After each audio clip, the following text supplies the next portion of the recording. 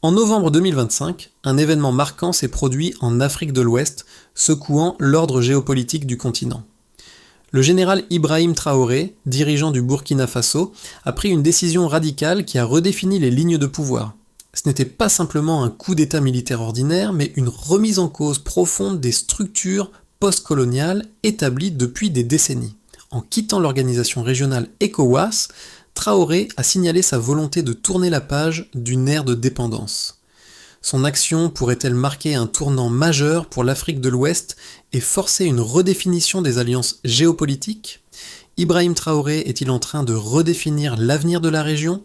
Le général Ibrahim Traoré n'a pas seulement pris le pouvoir à travers un coup d'État en 2022, il a lancé un défi aux structures régionales et internationales qui définissent la politique en Afrique de l'Ouest depuis des décennies. En sortant de l'ECOWAS, il ne fait pas que rejeter une organisation, il affirme une vision nouvelle pour son pays et la région. Traoré cherche à ouvrir un espace pour une Afrique plus souveraine, loin des influences étrangères. Mais les conséquences de cette rupture sont multiples. La Guinée-Bissau, un autre acteur clé de la région, pourrait suivre l'exemple du Burkina Faso, entraînant d'autres pays dans un renversement de paradigme géopolitique. Cette décision soulève des questions cruciales. La rupture avec l'ECOWAS pourrait-elle conduire à une stabilité accrue pour les pays de la région, ou est-ce le début d'une instabilité incontrôlable ? Ibrahim Traoré devient-il le leader d'un nouveau mouvement qui pourrait refaçonner la géopolitique de l'Afrique de l'Ouest ? Le geste du général Ibrahim Traoré en 2025, consistant à quitter l'ECOWAS, est bien plus qu'une simple décision politique, c'est un véritable coup de maître stratégique. En effet, l'organisation ECOWAS, créée pour garantir la stabilité régionale à travers l'intégration économique et la sécurité collective, semble de plus en plus confrontée à une perte de crédibilité. Des pays comme le Mali, le Burkina Faso et le Niger ont déjà défié les normes imposées par l'ECOWAS et le retrait de la Guinée-Bissau vient renforcer cette dynamique. Ce qui est en jeu ici, c'est la souveraineté nationale face à une pression croissante de l'Occident et des organisations multilatérales. Le général Ibrahim Traoré, en se détournant de l'ECOWAS, envoie un message clair. Le temps est venu pour l'Afrique de se réapproprier ses décisions politiques et économiques loin des influences extérieures. Mais ce choix n'est pas sans risque. En quittant l'ECOWAS, le Burkina Faso pourrait perdre l'accès aux accords commerciaux régionaux et à des financements internationaux cruciaux. Cependant, il pourrait aussi gagner en autonomie et en pouvoir stratégique, particulièrement face aux nouvelles dynamiques de pouvoir qui émergent avec l'influence croissante de la Russie et de la Chine en Afrique. Cette décision soulève de nombreuses questions. Les pays africains, autrefois sous le joug de l'influence occidentale, vont-ils se tourner vers de nouvelles alliances, voire créer un bloc régional alternatif, plus autonome ? Le général Ibrahim Traoré est devenu une figure centrale de la géopolitique africaine depuis sa prise de pouvoir en 2022. Son action va bien au-delà de la simple gestion politique de son pays. En décidant de quitter l'ECOWAS, il envoie un message fort à ses pairs en Afrique de l'Ouest, mais aussi à l'ensemble de la communauté internationale. La Guinée-Bissau, un pays ayant traversé de nombreuses crises, a décidé de suivre une trajectoire similaire en s'alignant sur les décisions du Burkina Faso. Ce n'est pas un simple acte de défi, mais une affirmation de souveraineté. Le général Traoré incarne la volonté de plusieurs nations africaines de prendre leur destin en main, loin des diktats de puissances extérieures. Cependant, cette transition géopolitique pose plusieurs défis. En abandonnant des alliances régionales comme l'ECOWAS, le Burkina Faso se retrouve seul face à des enjeux économiques et sécuritaires majeurs. La route de la souveraineté est semée d'embûches. Le pays devra démontrer sa capacité à s'affirmer sans perdre sa stabilité interne. D'un autre côté, la montée en puissance de Traoré, comme figure de proue, pourrait influencer d'autres pays à prendre des décisions similaires. Cela pourrait signifier un tournant dans les rapports de force régionaux. Le soutien de puissances comme la Russie et la Chine pourrait offrir au Burkina Faso une alternative aux mécanismes économiques et diplomatiques occidentaux, mais est-ce suffisant pour garantir une transition réussie ? La décision du général Ibrahim Traoré de quitter l'ECOWAS en novembre 2025 n'est pas un simple événement isolé. Elle s'inscrit dans un contexte plus large de bouleversement géopolitique en Afrique de l'Ouest. Depuis plusieurs années, les coups d'État militaires se sont multipliés dans la région, notamment au Mali, au Burkina Faso et au Niger, contestant l'autorité de l'ECOWAS. Cette organisation, censée garantir la stabilité régionale, se trouve de plus en plus fragilisée face à une montée en puissance des régimes militaires, souvent perçus comme des réponses à l'incapacité des régimes civils à résoudre les crises internes. En réponse à ces coups d'État, l'ECOWAS a imposé des sanctions économiques et diplomatiques, mais ces mesures ont échoué à inverser la tendance. Au contraire, elles ont renforcé la détermination des gouvernements militaires, qui se sont rebellés contre ce qu'ils considéraient comme une ingérence extérieure. Dans ce climat tendu, la Guinée-Bissau, après le Burkina Faso, a décidé de quitter l'ECOWAS, marquant ainsi un tournant dans la dynamique régionale. Ce retrait est perçu comme un rejet des ingérences occidentales et de l'hégémonie des grandes puissances, particulièrement le Nigeria, qui domine l'organisation. Le général Traoré et ses alliés militaires dans la région cherchent à créer un bloc plus autonome, une sorte de contre-pouvoir régional à l'ECOWAS. Ce mouvement n'est pas uniquement stratégique sur le plan diplomatique, mais aussi économique. L'Afrique de l'Ouest, historiquement dépendante de l'exportation de matières premières, cherche à diversifier ses sources de développement et à se défaire de la tutelle des institutions financières internationales. Cependant, cette rupture n'est pas sans risque. Le départ de l'ECOWAS signifie que le Burkina Faso et la Guinée-Bissau se retrouvent sans l'accès privilégié aux accords commerciaux régionaux et aux fonds de développement européens. Par ailleurs, leur sécurité pourrait être compromise, car l'ECOWAS joue un rôle crucial dans le maintien de la paix et de la stabilité dans la région. Mais ce calcul pourrait porter ses fruits si ces pays parviennent à créer de nouvelles alliances, comme celle déjà établie avec la Russie et la Chine, qui offrent des alternatives aux structures traditionnelles dominées par l'Occident. Cette nouvelle ère géopolitique pourrait entraîner une transformation de la carte des pouvoirs en Afrique de l'Ouest.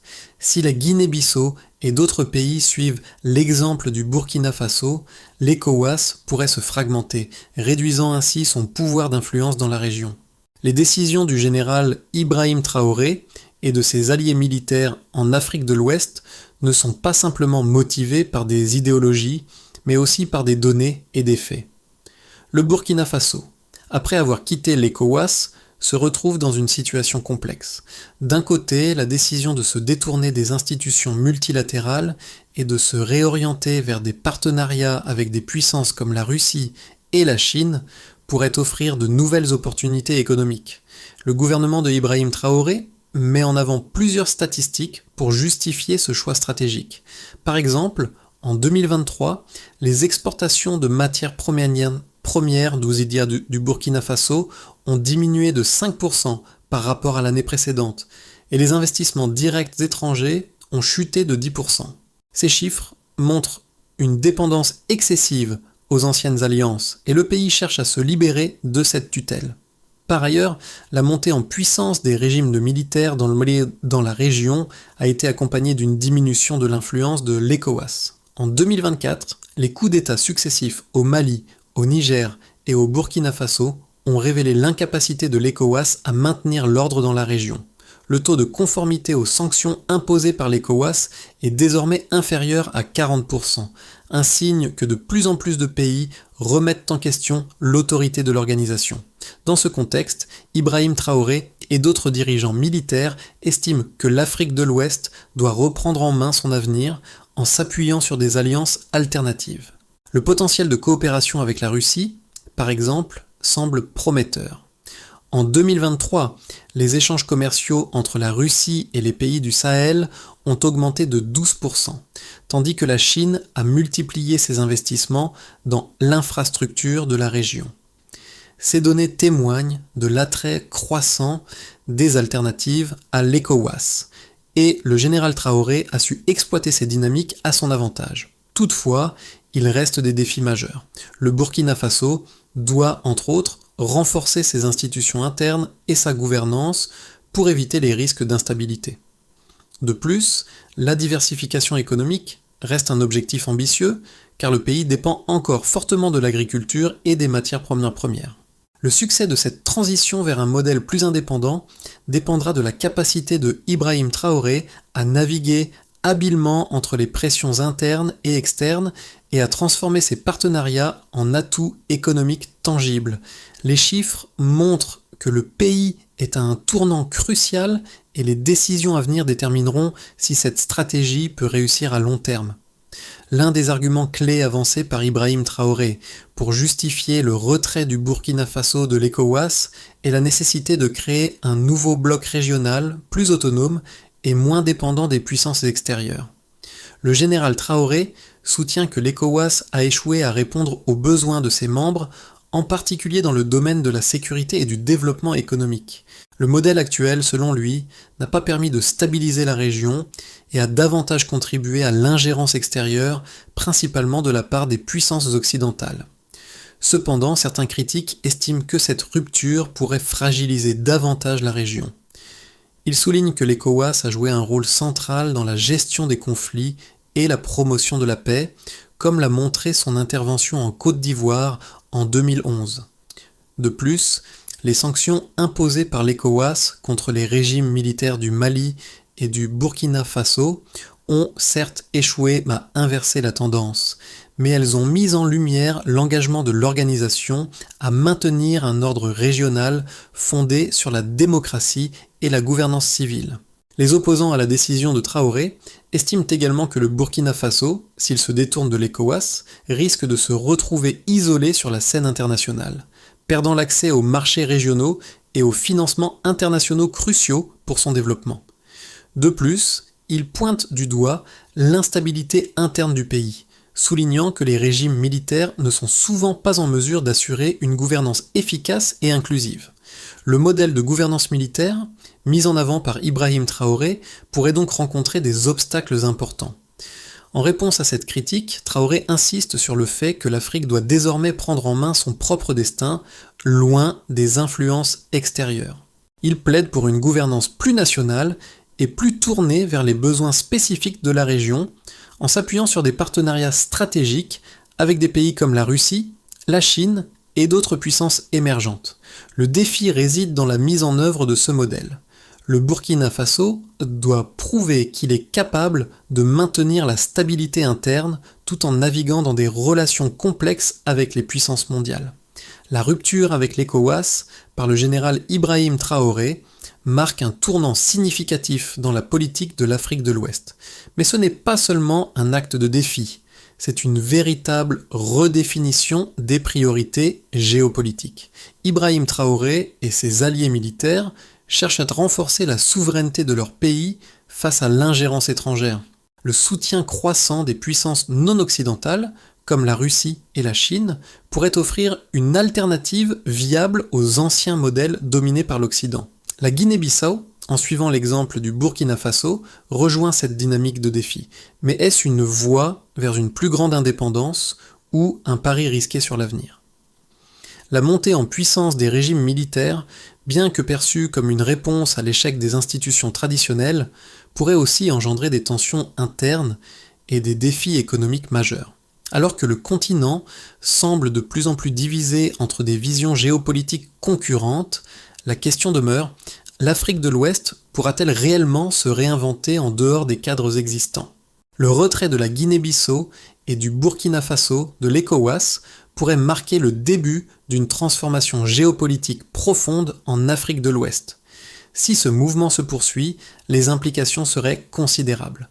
D'un côté, ces pays pourraient retrouver une autonomie accrue en prenant des décisions indépendantes, sans la pression de l'Occident ou des grandes puissances régionales. Le soutien de la Russie et de la Chine à ces régimes militaires pourrait également permettre à ces nations de diversifier leurs relations internationales, loin des chaînes traditionnelles. D'un autre côté, les conséquences économiques d'une telle rupture sont encore incertaines. L'ECOWAS, bien que critiqué pour son inefficacité, a été un acteur clé dans l'intégration économique et la sécurité collective en Afrique de l'Ouest. En se retirant de l'organisation, Ces pays risquent de perdre l'accès aux accords commerciaux régionaux, aux investissements étrangers et aux financements multilatéraux nécessaires au développement de leurs infrastructures.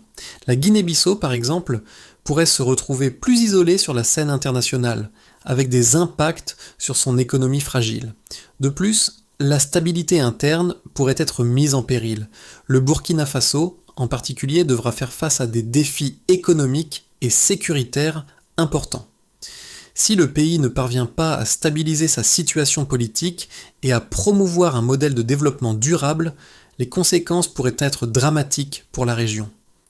Les autres pays de l'ECOWAS, voyant l'exemple de la Guinée-Bissau et du Burkina Faso, pourraient envisager de suivre leur exemple, créant ainsi un espace géopolitique de plus en plus fragmenté. Cela pourrait aboutir à une multiplication des blocs régionaux concurrents, chacun avec ses propres priorités et intérêts. L'ECOWAS, en perte de légitimité, pourrait se retrouver marginalisé et la gouvernance régionale pourrait se diviser en plusieurs sphères d'influence, mettant à mal l'intégration régionale. En revanche, si les régimes militaires parviennent à consolider leur pouvoir et à prouver que leur modèle de gouvernance est viable, ils pourraient attirer d'autres pays insatisfaits de l'ordre actuel, créant ainsi une alternative crédible à l'ECOWAS. Cependant, ce modèle reste encore fragile et dépendra de la capacité de ces nations à maintenir la stabilité, à répondre aux besoins de leur population et à gérer leurs relations avec les puissances mondiales. Les événements en Afrique de l'Ouest, notamment la décision du général Ibrahim Traoré et de ses alliés de quitter l'ECOWAS, ouvrent plusieurs scénarios pour la région dans les 6 à 12 prochains mois. 3 projections possibles se dessinent. Dans un scénario de base, le Burkina Faso et la Guinée-Bissau parviennent à stabiliser leur situation interne. Les régimes militaires réussissent à éviter les tensions internes et parviennent à maintenir une gouvernance efficace en dépit des critiques. L'isolement diplomatique des deux pays reste limité grâce à des alliances croissantes avec des puissances non occidentales comme la Russie et la Chine. Ce scénario pourrait entraîner une coopération plus forte avec ces nouvelles puissances, mais aussi des tensions avec les États membres restants de l'ECOWAS. L'autonomie accrue pourrait également être bénéfique pour les économies locales si ces pays parviennent à renforcer leurs infrastructures et à diversifier leurs économies. Dans un scénario optimiste, les pays qui se sont retirés de l'ECOWAS, comme le Burkina Faso, créent un nouveau bloc régional alternatif. Ce bloc met l'accent sur la souveraineté nationale, le développement économique interne et l'autosuffisance. La coopération avec des puissances comme la Chine et la Russie permettrait de stimuler les investissements, en particulier dans les secteurs des infrastructures et de l'énergie. L'intégration au sein de ce nouveau bloc serait facilitée par un projet commun de défense et de sécurité. Si ce modèle fonctionne, il pourrait séduire d'autres nations d'Afrique de l'Ouest, entraînant une restructuration de l'équilibre géopolitique régional. Dans un scénario pessimiste, l'isolement politique et économique des pays sortant de l'ECOWAS conduit à une instabilité accrue. Sans le soutien régional, le Burkina Faso et la Guinée-Bissau se retrouvent dans une situation économique précaire, confrontés à des sanctions croissantes et à une perte de soutien financier international. Leur tentative de créer un bloc alternatif échoue en raison de divergences internes et de pressions externes. En conséquence, l'instabilité intérieure pourrait conduire à des troubles politiques, à une détérioration de la sécurité et à un recul économique. Si la situation ne s'améliore pas rapidement, ces pays pourraient devenir des acteurs marginalisés dans la scène géopolitique mondiale. Dans tous ces scénarios, la capacité de Ibrahim Traoré à maintenir le contrôle et à naviguer entre les défis internes et externes sera crucial. Le choix du modèle de gouvernance et des partenaires internationaux sera déterminant pour l'avenir de la région. Les événements en Afrique de l'Ouest, notamment la décision du général Ibrahim Traoré de quitter l'ECOWAS, ont des répercussions qui vont bien au-delà des frontières de la région. Ces choix stratégiques ont des conséquences profondes pour l'avenir de l'Afrique, mais aussi pour les relations entre le continent et le reste du monde. Pour les populations africaines, le message est clair. La souveraineté et le contrôle sur les ressources et les décisions politiques sont désormais des priorités majeures. Ibrahim Traoré incarne cette nouvelle dynamique, celle de l'affirmation de la souveraineté africaine face aux influences extérieures. Cependant, cette transition ne sera pas facile. Les gouvernements militaires, bien que porteurs d'un discours fort sur l'autonomie, devront également faire face aux attentes croissantes de leur population en matière de développement économique, de sécurité et de gouvernance. Les défis auxquels ces pays seront confrontés ne sont pas uniquement géopolitiques. Ils incluent également des questions sociales et économiques cruciales, telles que la pauvreté, l'inégalité et la corruption. Pour les jeunes Africains, le modèle proposé par Ibrahim Traoré peut représenter un espoir de changement, mais aussi un pari risqué sur l'avenir.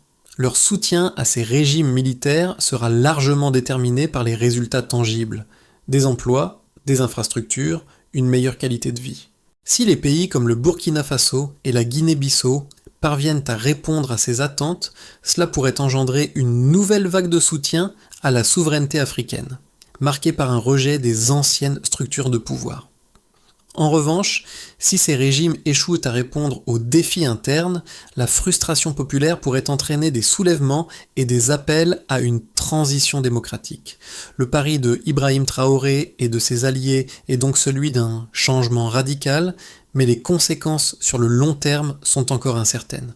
Pour que le Burkina Faso et la Guinée-Bissau réussissent à stabiliser leur position après leur retrait de l'ECOWAS, il est essentiel de suivre un plan d'action clair et structuré. Le général Ibrahim Traoré et ses alliés militaires devront mettre en place une série de mesures stratégiques pour garantir la stabilité et l'autosuffisance économique. Plusieurs étapes clés peuvent y contribuer. D'abord, il faudra renforcer les institutions nationales. La stabilité interne dépendra de la capacité des régimes militaires à établir des institutions fonctionnelles et transparentes. Il sera crucial d'assurer une gouvernance efficace, de renforcer l'état de droit et de lutter contre la corruption. Ces réformes devraient en être une priorité pour rassurer la population et garantir la pérennité du modèle militaire. Ensuite, la diversification économique sera déterminante. Le Burkina Faso et la Guinée-Bissau devront diversifier leurs économies pour ne pas dépendre uniquement des matières premières. L'agriculture, les infrastructures et les industries légères doivent être développées pour créer des emplois et stimuler la croissance interne. Des partenariats stratégiques avec des puissances comme la Chine et la Russie pourraient aider à financer ces projets de développement. Par ailleurs, le renforcement de la coopération régionale alternative jouera un rôle clé. En dehors de l'ECOWAS, ces pays devront chercher à établir de nouveaux partenariats avec d'autres nations africaines et des puissances internationales non occidentales. La création d'un bloc régional alternatif pourrait permettre une meilleure intégration économique et politique sans dépendre des structures traditionnelles. Enfin, assurer la sécurité et la stabilité politique restera essentiel. La consolidation du pouvoir militaire dans la région nécessite de maintenir l'ordre et de garantir la sécurité. La formation d'une armée plus compétente, le renforcement des capacités de défense et la coopération avec des alliés stratégiques seront essentielles pour prévenir les conflits internes et extérieurs. Ces étapes doivent être mises en œuvre dans un cadre temporel bien défini, avec des résultats tangibles à chaque étape. Si Ibrahim Traoré et ses alliés réussissent à naviguer ces défis, ils pourraient établir un modèle alternatif viable pour l'Afrique de l'Ouest. L'histoire du général Ibrahim Traoré et de son mouvement est celle d'une Afrique en quête de réappropriation de son destin. En quittant l'ECOWAS, Traoré ne fait pas seulement un geste de défi politique, mais il donne aussi naissance à un rêve, celui d'un continent capable de se gouverner par ses propres moyens, loin des influences extérieures. Ce rêve résonne particulièrement chez les jeunes générations africaines, frustrées par la stagnation économique et la dépendance aux grandes puissances. L'Afrique de demain pourrait-elle être celle de la souveraineté retrouvée, guidée par des leaders comme Ibrahim Traoré? Cependant, le chemin est semé d'embûches. Les pays qui suivent cette voie devront faire face à de nombreux défis, maintenir la stabilité interne, développer des économies indépendantes et construire des institutions robustes. La question reste ouverte. Ibrahim Traoré réussira-t-il à transformer cette vision en réalité ou son modèle finira-t-il par se heurter aux réalités politiques et économique de la région?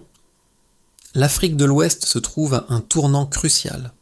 L'avenir dépendra des choix faits aujourd'hui et de la capacité des leaders à naviguer avec prudence entre souveraineté et coopération internationale.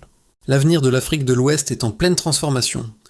Le retrait du Burkina Faso et de la Guinée-Bissau de l'ECOWAS marque une rupture avec un passé colonial et une volonté de se réapproprier le contrôle de leur destinée. Cette évolution géopolitique soulève des questions fondamentales pour les nations africaines et leurs peuples. Les choix faits aujourd'hui définiront l'orientation de la région pour les décennies à venir. La souveraineté retrouvée sera-t-elle synonyme de progrès, ou ces pays devront-ils faire face à des défis internes qui pourraient mettre en péril leurs ambitions?